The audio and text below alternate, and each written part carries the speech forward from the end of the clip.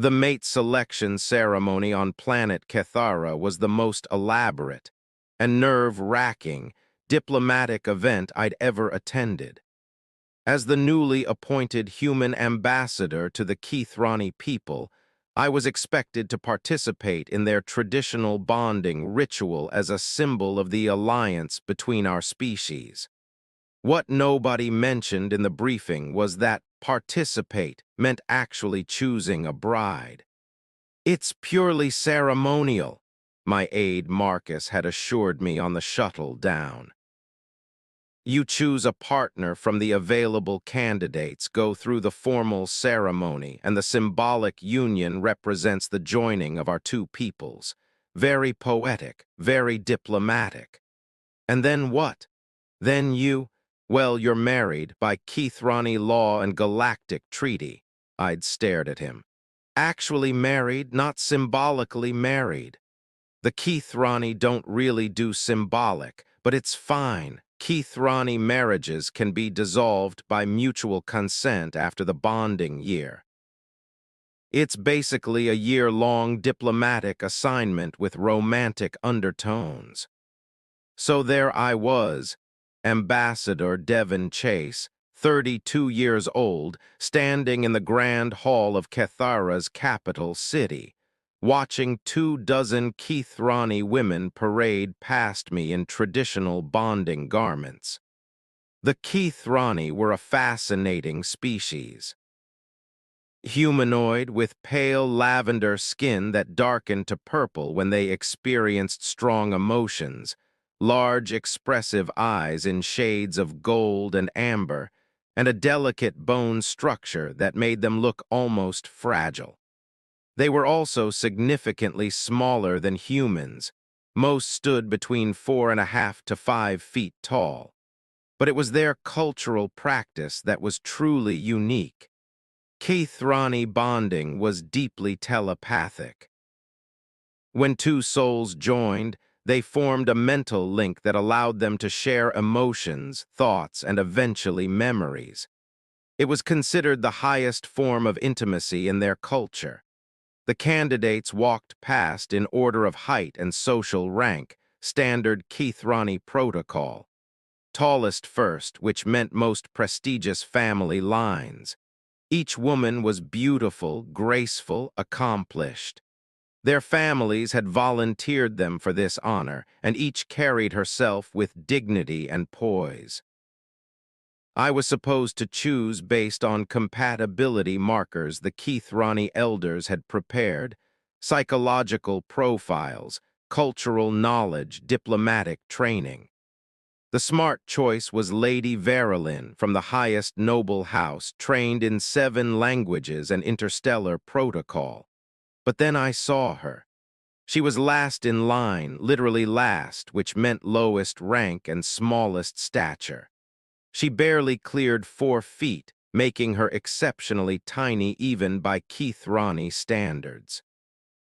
Her lavender skin was marked with faint scars along her arms, unusual for the carefully maintained Keithrani nobility. Her golden eyes were downcast, and unlike the other candidates who wore elaborate gowns, her bonding garment was simple, almost plain. She looked terrified. "Who is that?" I whispered to the attendant beside me. "That is Lissa, my lord, daughter of the merchant class. He hesitated. She was included to fulfill the required number of candidates. No one expects you to choose her.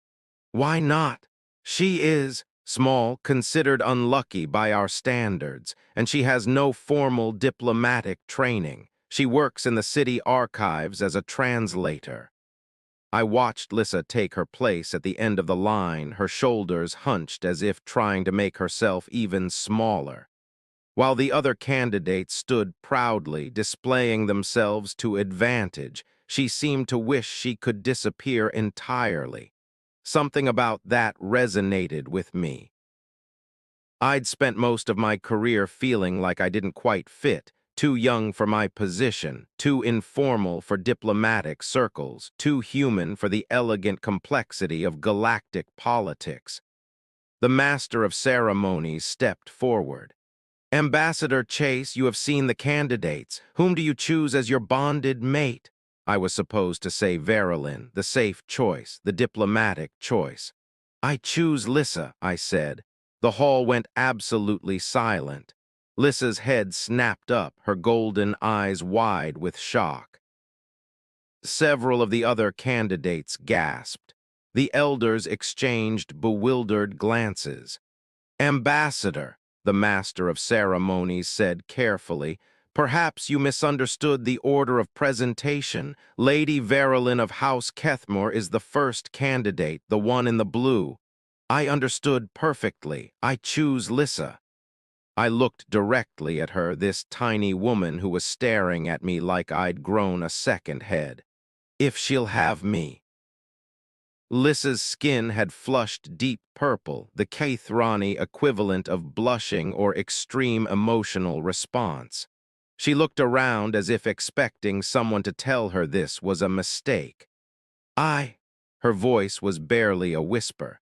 My lord, are you certain? I am not. I have no training in diplomatic matters. I am unsuitable for. You're a translator, right? Working in the archives? She nodded, still looking confused. Then you're perfect.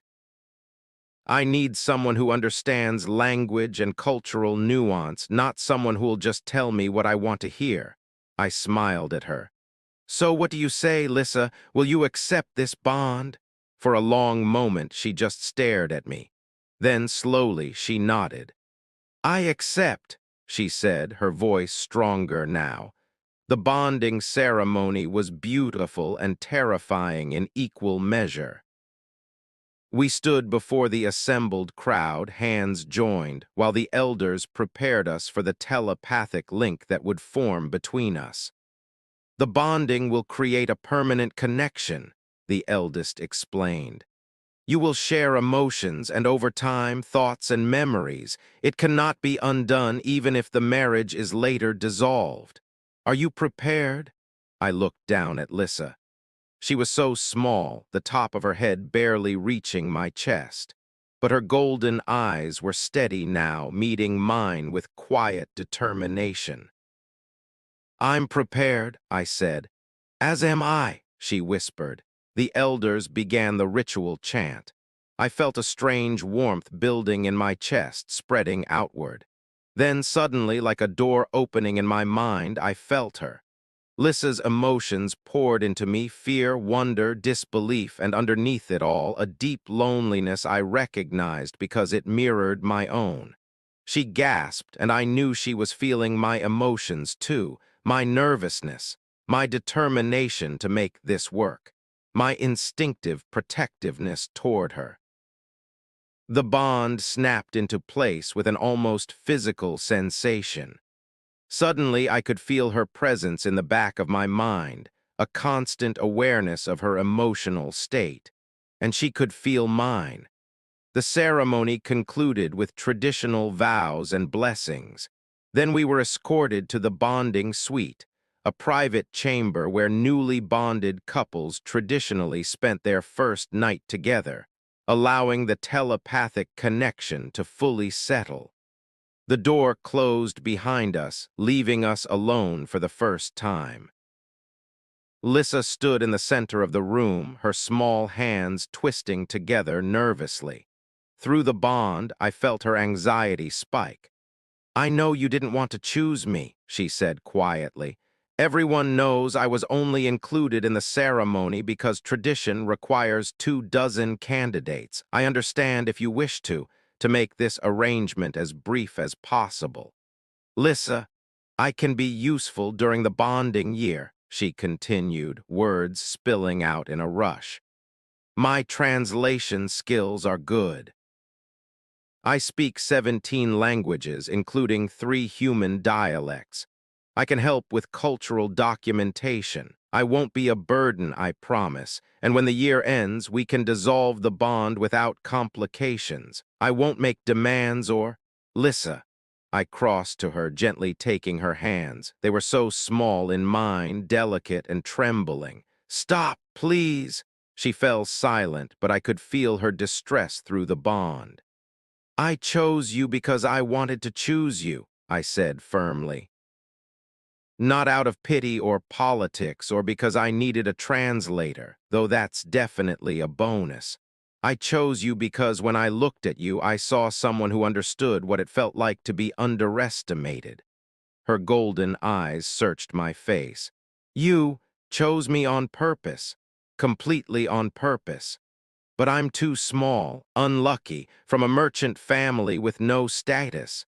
You're brilliant enough to speak 17 languages, brave enough to stand in that line even though you were terrified, and kind enough to offer to make this easier for me even though you're the one who got the raw deal. I squeezed her hands gently. I'm the one who should be worried about being a burden to you. Through the bond, I felt her emotions shift, disbelief melting into cautious hope, fear giving way to something warmer. I don't understand you, she whispered.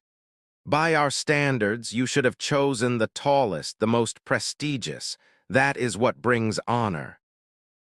By human standards, forcing someone into marriage for diplomatic reasons is kind of horrifying. But since I had to choose somebody, I chose the person who seemed most real. I smiled at her. Was that the wrong call? No. Her voice was stronger now. No, I'm glad you chose me, even if I don't understand why. Then we've got a whole year to figure it out together. We stood there in the bonding suite, the telepathic link between us growing stronger with each passing moment.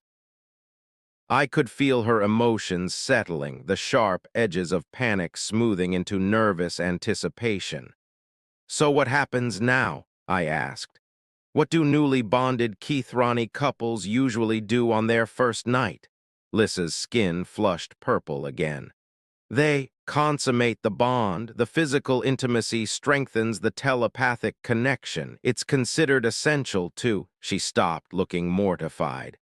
But we don't have to. I know humans have different customs about intimacy. We can just talk or sleep. Or I could feel her panic rising again, her fear that she was somehow failing at this already. Hey, I cupped her face gently, tilting it up so she had to look at me. We do whatever feels right for both of us. No pressure, no expectations, okay? She nodded, but through the bond I felt her confusion and something else. Curiosity, attraction, fear of rejection. Can I ask you something? She said softly. Through the bond I can feel that you find me. Appealing, but how? I'm so small compared to you, compared to any human. Don't I seem strange? You seem perfect, I said honestly. Yes, you're small, but you're also graceful and delicate and absolutely beautiful, and the size difference doesn't bother me at all. It doesn't, not even a little bit. I ran my thumb along her cheek, feeling her shiver. Does my size bother you? I know I'm probably intimidatingly tall from your perspective. No, her voice was barely a whisper. You seem solid, safe. Strong enough to, she cut herself off, embarrassed. But through the bond, I caught the edge of her thought, strong enough to hold her, to make her feel protected instead of fragile. Lissa, I said gently, I can feel what you're feeling. You can feel what I'm feeling. There's no point in pretending we're not attracted to each other. Her golden eyes widened. You're attracted to me. Very much so, have been since I first saw you trying to make yourself invisible at the end of that line. I smiled. But we still don't have to do anything you're not comfortable with. She was quiet for a moment, her emotions swirling through the bond, desire fighting with uncertainty, curiosity wrestling with fear. I want to, she finally said, but I've never, with someone so much larger. I don't know if it will even work. Understanding dawned. You're worried about the physical logistics? She nodded, looking miserable. I'm too small. This is why no one expected you to choose me. I'm not suitable for bonding with a human. Hey, no. I tilted her face up again. We'll figure it out together, and if something doesn't work, we'll try something else. There's no wrong way to do this as long as we're both comfortable. Through the bond, I felt her fear slowly giving way to trust, to hope. Okay, she whispered. Show me. What happened next shocked us both, though not for the reasons anyone expected. The physical intimacy was tentative at first, both of us navigating the considerable size difference with care and patience. But what we hadn't anticipated was how the telepathic bond would amplify everything. Every touch, every sensation, every emotion, it all flowed through the connection between us, doubling and reflecting back. When I touched her, I felt both my own desire and her response to it. When she touched me, the feedback loop of shared pleasure was overwhelming. Devin, she gasped at one point, her small hands clutching my shoulders. I can feel what you're feeling. It's so much. I know I feel you too. It's incredible. The bond had created something neither of us expected, a level of intimacy that went far beyond the physical. We were sharing this experience on every level, physical, emotional, mental. Her pleasure was my pleasure. My tenderness was her tenderness. We moved together, guided by the constant awareness of what the other needed, wanted, felt. And the size difference that she'd been so worried about, it became an asset. I could be gentle in ways that made her feel cherished rather than fragile. She could be vulnerable in ways that made me feel trusted rather than overwhelming. When it was over, we lay tangled together in the massive bonding bed, her small body tucked perfectly against my chest, both of us breathing hard and absolutely stunned. That was... Lissa started. Not what I expected, I finished. I've heard stories of bonding nights, she said softly, her fingers tracing patterns on my chest. But I never imagined it could be like that, the connection, the way I could feel everything you felt. Is it always that intense for Keith Ronnie couples? I don't know, I think. She paused, considering. I think maybe the bond is stronger between us because we're so different, human and Keith Ronnie. The bridge the telepathy has to build is greater, so the connection becomes more powerful to compensate. Through the bond, I could feel her contentment, her wonder, and underneath it all, the beginning of something deeper, something that felt a lot like love. I'm glad I chose you, I said, pressing a kiss to the top of her head. I'm glad you chose me too. She tilted her face up to look at me, her golden eyes warm. Even though everyone will think you're insane, let them think that. The elders will be scandalized. Good, they need some excitement in their lives. She laughed, a soft, musical sound that I felt through the bond as much as I heard. Do you know what's going to shock them the most? What? That we actually like each other, that the bond is real. Her smile was mischievous. They expected you to choose someone suitable and then spend the year in polite, distant cohabitation. Instead, you chose the smallest, least suitable candidate and had the most intense bonding night in Keith Ronnie history, I suggested. Exactly. She snuggled closer. We're going to be the subject of gossip for generations. I can live with that. Through the bond, I felt her happiness, pure and bright and uncomplicated by doubt for the first time since we'd met. The next morning, we emerged from the bonding suite to find the entire diplomatic delegation waiting anxiously. Lady Verilyn was there along with the elders, Marcus, my aide, and what looked like half the city's noble families. They all stared when they saw us, Lissa's hand tucked into mine, both of us radiating the unmistakable contentment of a successful bonding. Ambassador Chase, the master of ceremonies, said carefully, the bonding was successful. Extremely, I said, not bothering to hide my smile. Lissa's skin flushed purple, but she squeezed my hand and stood a little straighter. Through our bond, I felt her pride, her joy, her absolute certainty that we'd made the right choice. "But she's so small," someone whispered, not quite quietly enough. Lissa tensed, old insecurities rising, but I pulled her closer and said clearly, loud enough for everyone to hear, "She's perfect, exactly as she is." The crowd murmured in shock. Lady Verilyn looked affronted. The elders seemed scandalized. But Lissa looked up at me with tears shimmering in her golden eyes, and through the bond I felt her love bloom like a flower opening to the sun. I'd been sent to Cathara to forge a diplomatic alliance through a ceremonial marriage. Instead, I'd found a partner, a soulmate, and a love that defied every expectation. I chose the smallest alien girl as my bride. And the first night, the bond we formed, the connection we built, the love we discover,